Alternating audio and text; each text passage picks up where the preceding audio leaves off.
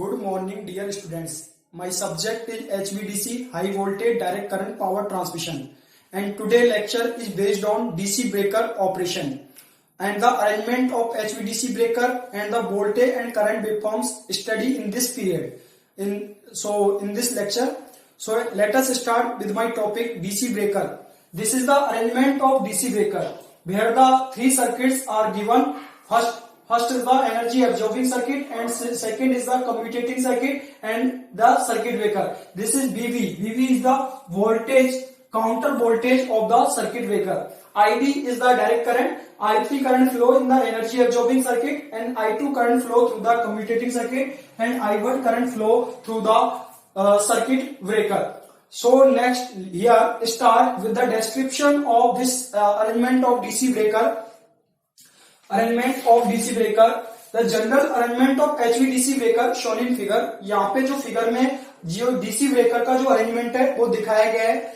The current in the breaker is normally carried out through circuit breaker with moving metallic contacts. जो current है circuit breaker में, जो जब circuit breaker close होगा तो उस टाइम पे नॉर्मली करंट इस मेटालिक कॉन्टैक्ट्स के साथ, मूविंग मेटालिक कॉन्टैक्ट्स के साथ सर्किट ब्रेकर में नॉर्मली जो करंट है वो फ्लो होता है. The current in the breaker when closed is normally carried through circuit breaker with moving metallic contacts. जो करंट है ब्रेकर में जो मूविंग मेटालिक कॉन्टैक्ट्स के साथ सर्किट ब्रेकर से होकर कैरी करता है नॉर्मली जब सर्किट ब्रेकर क्या होता है, क्लोज होता है. जब ये क्लोज होता है तो उस टाइम पे सर्किट ब्रेकर से होकर करंट है वो नॉर्मली कैरी करता है विद मूविंग मेटालिक कॉन्टैक्ट, यानी मूविंग मेटालिक कॉन्टैक्ट्स के साथ. दिस में भी ये जो सर्किट ब्रेकर है वो वैक्यूम सर्किट ब्रेकर हो सकता है, एयर ब्लास्ट हो सकता है, या SF6 sulphur hexafluoride circuit breaker ये हो सकता है. ठीक है. After a trip signal is given to the circuit breaker. जैसे ही सर्किट ब्रेकर को ट्रिप सिग्नल मिल जाने के बाद the breaker contacts open to draw an arc. जैसे ही सर्किट ब्रेकर को सिग्नल मिल जाएगा ट्रिप सिग्नल, तो सर्किट ब्रेकर को ट्रिप सिग्नल मिल जाने के बाद ब्रेकर की कॉन्टैक्ट्स है वो ओपन हो जाती हैं. ब्रेकर की कॉन्टैक्ट्स ओपन हो जाती है और वहां पे आर्क ड्रा होती है, यानी आर्क डेवलप होती है. This is initiated at time t1. ये टाइम t1 पर होता है. ये प्रोसेस कहां पे होती है? टाइम t1 पर. जैसे ही सर्किट ब्रेकर को ट्रिप सिग्नल मिल जाने के बाद सर्किट ब्रेकर की जो कॉन्टैक्ट्स हैं जो क्या हो जाती है, ओपन हो जाती हैं और वहां पे आर्क डेवलप होती है. ये जो प्रोसेस होती है वो टाइम t1 पर होती है, जिसको वोल्टेज और करंट वेवफॉर्म में दिखाया गया है. Now at a shorter time at later t2, यानी t2 के थोड़े से टाइम के बाद में, इस t2 टाइम के थोड़े टाइम के बाद the commutation circuit is inserted. अब क्या कराते हैं, इस t2 टाइम के थोड़े से टाइम के बाद में हम क्या कराते हैं, कम्यूटेशन सर्किट को इंसर्ट कराते हैं. तो हियर द कम्यूटेशन सर्किट जिसको हम कब इंसर्ट कराते हैं, t2 के थोड़े टाइम बाद. At a shorter time at later t2, यानी t2 के थोड़े टाइम के बाद में हम क्या कराते हैं, कम्यूटेटिंग सर्किट को इंसर्ट कराते हैं by using insertion device SC insertion device से होकर हम कम्यूटेटिंग सर्किट को क्या कराते हैं, इंसर्ट कराते हैं. The commutating impedance is primarily made up of a series LC circuit which is tuned at a certain frequency. जो commutating impedance है, जो commutating impedance ZC है वो सीरीज LC सर्किट से बना होता है ना. और ये जो कम्यूटेटिंग इंपीडेंस है वो सीरीज LC सर्किट से बना होता है और एक निश्चित फ्रीक्वेंसी पर ये ट्यून्ड होता है. द कैपेसिटर मे और may not be pre charge और चार्ज. कैपेसिटर में और may not be pre charge. Capacitor पहले से, ये जो कैपेसिटर लगा हुआ है ये पहले से चार्ज हो सकता है या नहीं भी हो सकता है. द इंसर्शन डिवाइसेज SC में बी ट्रिगर्ड बाय वैक्यूम और स्पार्क गैप. यानी कि जो ये इंसर्शन डिवाइस है SC, इसको हम जो ट्रिगर करते हैं वो किसके द्वारा ट्रिगर करेंगे, बाय यूजिंग स्पार्क गैप और वैक्यूम गैप. यानी स्पार्क गैप और वैक्यूम गैप के द्वारा हम इंसर्शन डिवाइस SC को ट्रिगर कराते हैं. And it is called passive commutation circuit. So it is called passive commutation circuit. जो इंसर्शन डिवाइस है उसको स्पार्क गैप और वैक्यूम गैप के साथ ट्रिगर कराते हैं. So it is called passive commutation circuit. इसलिए इसको हम क्या बोलते हैं, पैसिव कम्यूटेशन सर्किट बोलते हैं. ठीक है. Passive commutation circuit. The main purpose of inserting a commutating impedance. अब ये जो कम्यूटेटिंग इम्पीडेंस लगाने का जो पर्पज है वो क्या है, जो मेन पर्पज है कम्यूटेटिंग इम्पीडेंस लगाने का जो मेन पर्पज है is to create current zero in circuit breaker. Circuit breaker में करंट को जीरो करना जो मेन पर्पज है हमारा कम्यूटेटिंग इम्पीडेंस लगाने का जो मेन पर्पज है वो सर्किट ब्रेकर में करंट को जीरो पर क्रिएट करना and transfer the current to ZC with sufficient contact separation. यानी सर्किट ब्रेकर की सफिशिएंट कॉन्टैक्ट सेपरेशन के साथ जो करंट का ट्रांसफर किसके द्वारा करते हैं, हम जेडसी से होकर करंट का ट्रांसफर करते हैं। This current is completed by time t3। ये जो करंट कैरी होता है जेडसी जिसके द्वारा हम क्या कराते हैं, करंट को ट्रांसफर कराते हैं with sufficient contact separation in circuit breaker to regain its dielectric strength. इसकी डाइलेक्ट्रिक स्ट्रेंथ को रिगेन करने के लिए सर्किट ब्रेकर की सफिशिएंट कॉन्टैक्ट सेपरेशन के साथ जेडसी जो करंट है उसको जेडसी से होकर ट्रांसफर कराते हैं। This current is completed by time t3। ये जो प्रोसेस है वो टाइम t3 पर कंप्लीट होती है। ये जो प्रोसेस है वो टाइम t3 पे कंप्लीट होती है जिसको वोल्टेज और करंट वेव फॉर्म में दिखाया गया है। The DC circuit current ID. अब देखो ये डीसी करंट जो आईडी है, आईडी जो डीसी करंट है is flowing through the capacitor in ZC. जो आईडी जो डीसी करंट है जो कैपेसिटर से होकर फ्लो होता है इन द जेडसी, यानी कम्यूटेटिंग इंपीडेंस में कैपेसिटर से होकर जो डायरेक्ट करंट आईडी है जो फ्लो हो रहा है rapidly built up A high voltage across the circuit breaker. अब ये क्या करेगा, जो ये डायरेक्ट करंट फ्लो हो रहा है कैपेसिटर में कम्यूटेटिंग इंपीडेंस में कैपेसिटर से होकर जो डायरेक्ट करंट फ्लो हो रहा है वो क्या करता है, हाई वोल्टेज डेवलप करता है अक्रॉस द सर्किट ब्रेकर। यानी सर्किट ब्रेकर के सापेक्ष ये क्या करता है, हाई वोल्टेज डेवलप करता है, बुल्डअप करता है, हाई वोल्टेज बुल्डअप करता है।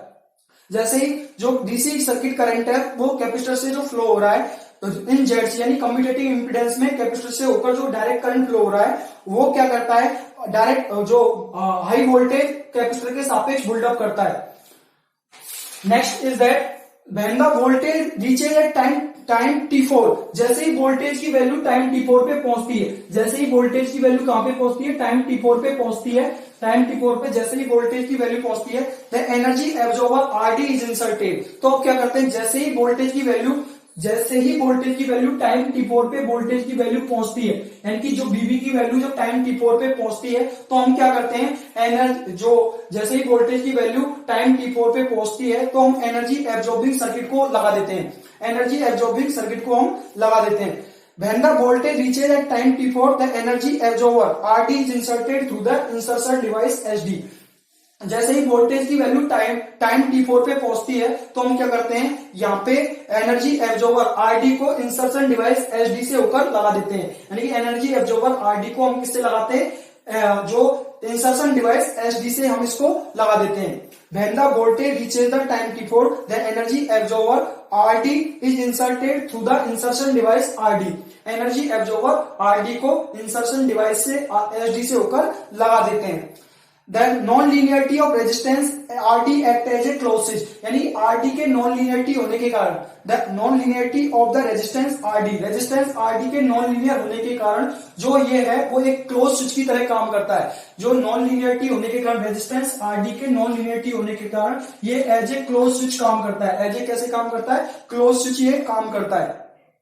क्लोज स्विच काम करता है which closes when it's clipping voltage reach.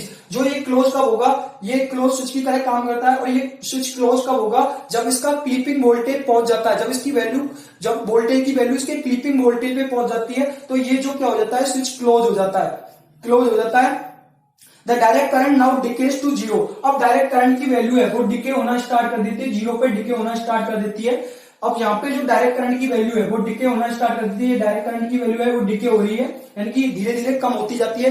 Direct current की वैल्यू क्षरण होना स्टार्ट कर देती है, डिके होना स्टार्ट कर देती है, decay to zero. Direct current की वैल्यू जीरो तक डिके होना स्टार्ट हो जाती है। So now the direct current decays to zero by discharging its energy to RD। यानी कि पूरी की पूरी जो एनर्जी है वो एनर्जी वो RD के थ्रू क्या होती रहती है, डिस्चार्ज होती रहती है और करंट जो जीरो तक डिके होना स्टार्ट हो जाता है। The direct current now decays to zero by discharging its energy to RD। इसकी एनर्जी को डिस्चार्जिंग करने के द्वारा RD से होकर आफ्टर द इंटरवल TI या T5, after the interval T5 interval के बाद में, आफ्टर द इंटरवल T5, ये T5 इंटरवल है और T5 इंटरवल के बाद में T5 इंटरवल के बाद में if the three parallel paths ZV the breaker operation is completed by T5 and T5 पर हमारा जो ब्रेकर ऑपरेशन है वो कंप्लीट होता है और करंट पूरा क्या हो जाता है, जीरो हो जाता है। ठीक है, तो एनर्जी एब्जॉर्बर क्या करता है, यहाँ पे जो आरडी है वो क्या करता है, जो एनर्जी है उसको क्या करता है, एनर्जी को डायरेक्ट करंट जो डिके जीरो तक हो रहा है वो इसकी एनर्जी डिस्चार्ज होने लगती है आरडी में, और इससे जो करंट की वैल्यू है वो डिके हो जाती है, जीरो तक डिके हो जाती है। इस तरीके से हमारा जो पूरा ऑपरेशन है वो कंप्लीट होता है। इस तरीके से हमारा पूरा ऑपरेशन कंप्लीट होता है। Breaker operation is completed while ZV circuit breaker ZC and RD have adequate voltage withstand capability, यानी कि जो ये हमारे जो सर्किट जो breaker operation have completed the three parallel path circuit breaker ZC and RD have adequate voltage withstand capability, यानी कि जो पैरेलल पाथ, यदि तीनों पैरेलल पाथ जैसे कि कौन से जेडसी सर्किट ब्रेकर और आरडी, इनकी वोल्टेज विथस्टैंड कैपेबिलिटी अच्छी से अच्छी होनी चाहिए। ठीक है, तीनों पैरेलल पाथ आरडी जेडसी और सर्किट ब्रेकर की वोल्टेज विथस्टैंड कैपेबिलिटी है वो एडिकेट होनी चाहिए। अदरवाइज यदि ऐसा नहीं होता है, इनकी वोल्टेज विथस्टैंड कैपेबिलिटी एडिकेट नहीं होती है, तो हम फास्ट एक्टिंग आइसोलेटर का उपयोग करते हैं। Otherwise fast acting isolators are used that operate at zero current. यदि ऐसा इनकी वोल्टेज विथस्टैंड कैपेबिलिटी अच्छी नहीं है आरडी की, जेडसी की और सर्किट ब्रेकर की, तो हम फास्ट एक्टिंग आइसोलेटर का उपयोग करते हैं जो जीरो करंट लेवल पे ऑपरेट करता है। May be use to prevent over stressing to the of the breaker. Breaker का जो ओवर स्ट्रेसिंग की प्रोसेस होती है, ब्रेकर पे ओवर स्ट्रेसिंग को रोकने के लिए हम क्या करते हैं, फिर आइसोलेटर का उपयोग करते हैं जो जीरो करंट लेवल पे ऑपरेट करता है। Until the converter control restores the voltage to a level that can withstand by the breaker। जब तक करते हैं कन्वर्टर कंट्रोल अपना वोल्टेज एक लेवल पर रिस्टोर ना कर ले, that can withstand by the breaker, जिसको ब्रेकर सहन कर सके अंडर स्टेडी स्टेट कंडीशन के अंतर्गत। अब पैसिव कम्यूटेशन सर्किट में हम क्या करते हैं, सीरीज एलसी सर्किट को सर्किट ब्रेकर के सापेक्ष कनेक्ट करते हैं। यदि हम पैसिव कम्यूटेशन सर्किट का उपयोग करना चाहते हैं तो पैसिव कम्यूटेशन मेथड में, in a passive commutation method a series LC circuit is connected across the circuit breaker. Passive commutation method में एक सीरीज एलसी सर्किट को हम सर्किट ब्रेकर के सापेक्ष कनेक्ट कर देते हैं, तो इसको बोलते हैं passive commutation method. The interrupter element CV is an air blast और SF6 सर्किट ब्रेकर। जो ये इंटरप्टर एलिमेंट है सर्किट ब्रेकर है वो या तो SF6 होना चाहिए या एयर ब्लास्ट सर्किट ब्रेकर होना चाहिए।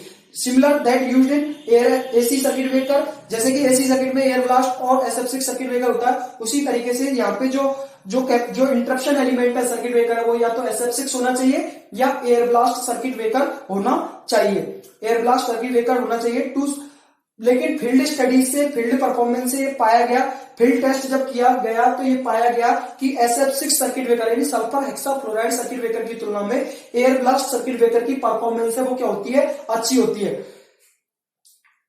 The commutation now this is the BB is the counter voltage and this is the system voltage. ID is the direct current which is decays to zero after the time T5 के बाद में zero पे आ जाता है। ठीक है, ये I1 is the current flow through the circuit breaker, I2 is the current flow through the commutating circuit and I3 is the current flow through the energy absorbing circuit. This is the direct current which is decays to zero after the interval of T5 के बाद में ये process है वो complete हो जाती है। T5 पर जो हमारा है वो करंट है वो जीरो तक डिके होना स्टार्ट हो जाता है। इसके बाद में T5 के बाद में हमारी प्रक्रिया जो प्रोसेस है जो डीसी ब्रेकर का वो खत्म हो जाती है।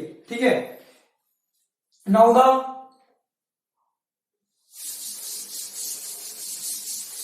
In the DC breaker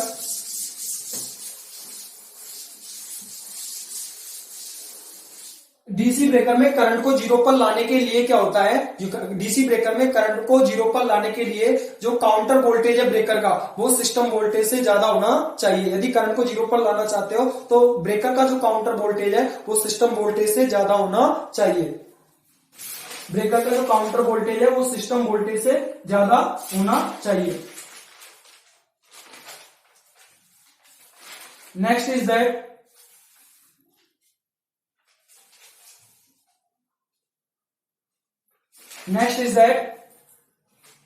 in the passive commutation circuit in the passive commutation circuit, passive commutation circuit, passive commutation circuit,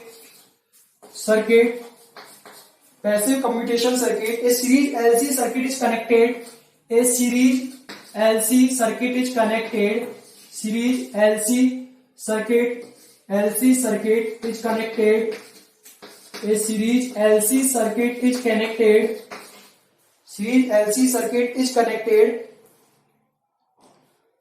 across circuit breaker, across circuit breaker.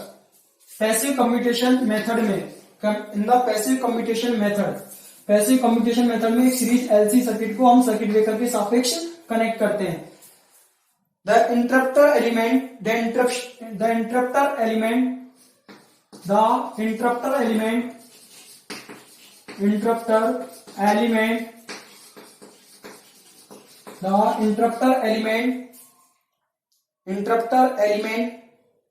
circuit breaker is an air blast, circuit breaker is an air blast or SF6 air blast, circuit air blast or SF6 breaker,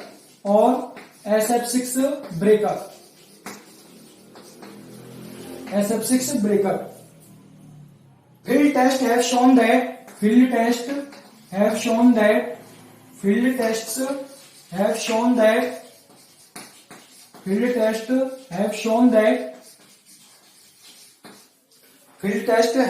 that air blast circuit breaker is superior to performance. Air blast circuit breaker, air blast CV is superior to performance.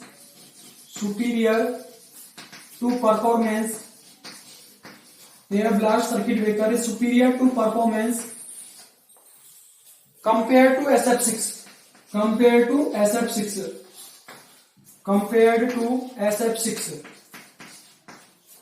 The commutation of the current to ZC, the commutation of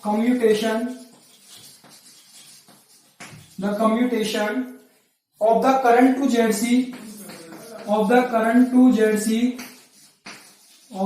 current to ZC, ZC is the commutating impedance. In passive commutation method,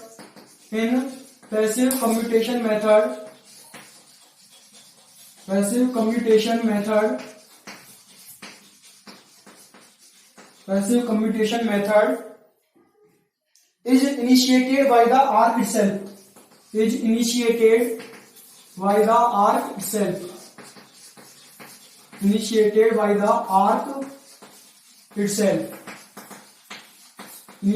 by the arc itself. In the passive commutation method में एक series LC circuit को circuit breaker के सापेक्ष connect करते हैं. The interrupter element circuit breaker is an air blast और SF6 circuit breaker. जो interrupter element circuit breaker है वो एयर ब्लास्ट होना चाहिए, एयर ब्लास्ट सर्किट ब्रेकर होना चाहिए या SF6 सर्किट ब्रेकर होता है. Field tests have shown that air blast circuit breaker is superior to performance compared to SF6. Field test ने ये शो किया कि जो एयर ब्लास्ट सर्किट ब्रेकर है वो SF6 sulphur hexafluoride circuit breaker की तुलना में परफॉर्मेंस में अच्छा है. The commutation of the current to ZC in passive commutation method is initiated by the arc itself. Commutation of the current to ZC यानी current का जो ZC से कम्यूटेशन है पैसिव कम्यूटेशन मेथड में वो आर्क अपने आप आर्क के द्वारा इनिशिएट होता है. Now the differential equation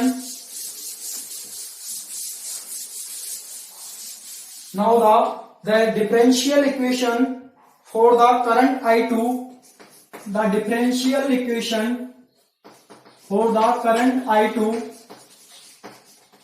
Now the differential equation for the current I2, जो करंट ये I2 है वो कम्यूटेटिंग सर्किट में जो करंट फ्लो हो रहा था अरेंजमेंट ऑफ सर्किट ब्रेकर में हमने देखा था.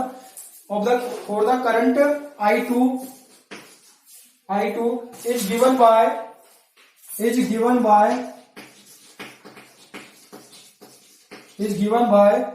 L d square I2 upon dt square dt square plus के dv arc upon di1, dv arc upon di1, dv arc upon di1, di2 upon dt, di2 upon dt,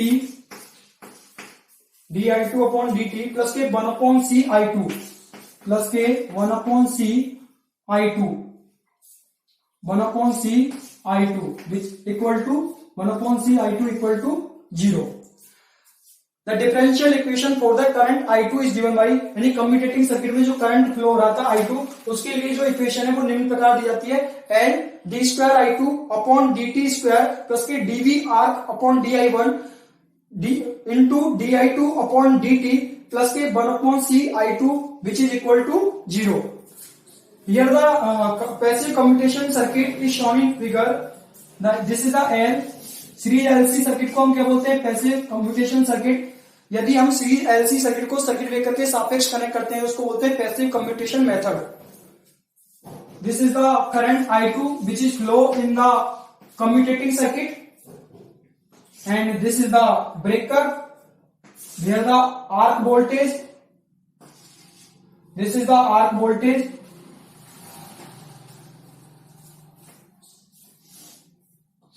This is the arc voltage VR.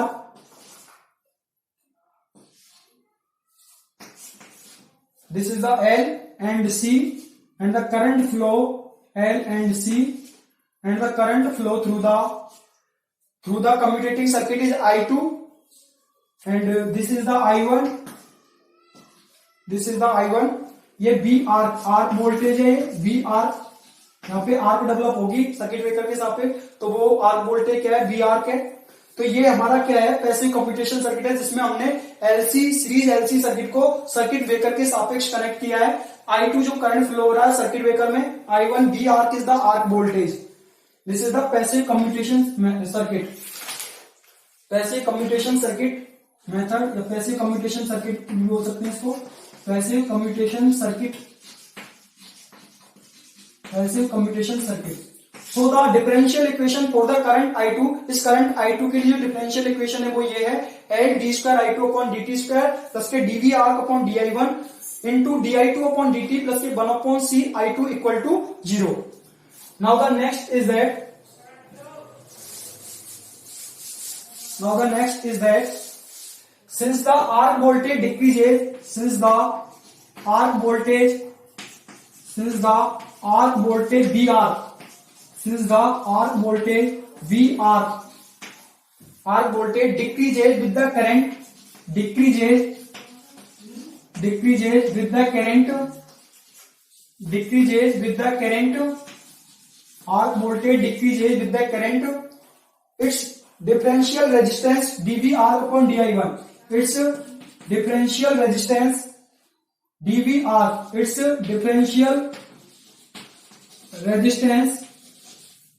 differential resistance dV arc upon di1, dV arc upon di1, dV arc upon di1 is negative. This causes the build-up of increasing. This causes negative. Here the differential equation is that since the arc voltage VR decreases with the current, यहाँ पे जो arc voltage है वो current के साथ साथ decrease होता है. Its differential resistance, इसका जो differential resistance है वो होता है dV arc upon di1 जो नेगेटिव होता है. इस differential resistance ये वाला dV arc upon di1 ये क्या होता है, नेगेटिव होता है. तो यहाँ पे जो arc voltage है वो करंट के साथ साथ क्या होता है, डिक्रीज होता है. Now the next is that this causes the build-up of, this causes the build-up of, this causes the build-up of increasing current oscillations, of increasing current oscillations, increasing current oscillations, increasing current oscillations in the circuit and the arc current, in the circuit and the arc current and the arc current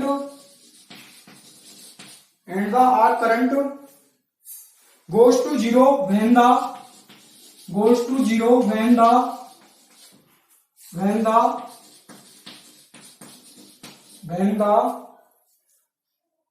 amplitude of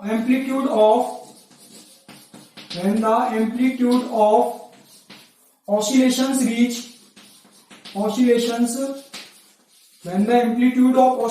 reach the value of direct current,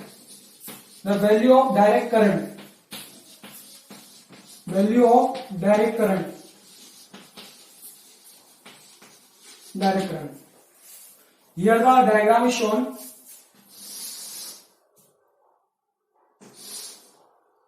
These are the oscillations.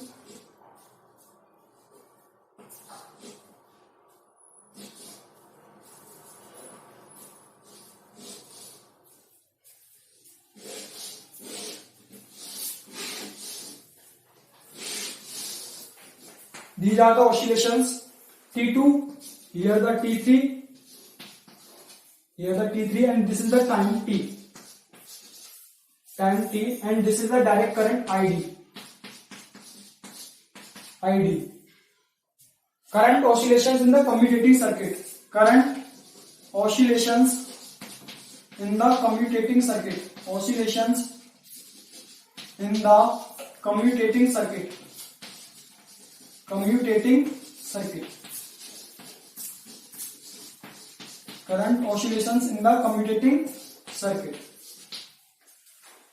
Here this causes the build-up, यानी कि जब हमारा जो voltage है वो current के साथ, जो आर्क वोल्टेज है जब करंट के साथ डिक्रीज होगा, क्योंकि differential resistance dB arc upon di1 की वैल्यू क्या होती है, नेगेटिव होती है, तो यहाँ पे जो आर्क वोल्टेज है वो क्या होता है, करंट के साथ साथ डिक्रीज होता है, डिफरेंशियल रेजिस्टेंस है dB आर्क अपॉन di1 वो नेगेटिव होता है. This causes the build-up of increasing current oscillations in the circuit. तो सर्किट में क्या होगा, करंट का ऑसिलेशन इंक्रीज करने लग जाएगा. इसके कारण क्या होगा, जो सर्किट में करंट ऑसिलेशन इंक्रीज करना स्टार्ट कर देंगे, यानी कि करंट में ऑसिलेशन बिल्डअप होना स्टार्ट हो जाएगा. And the arc current goes to zero, और आर्क करंट जीरो पे चला जाता है.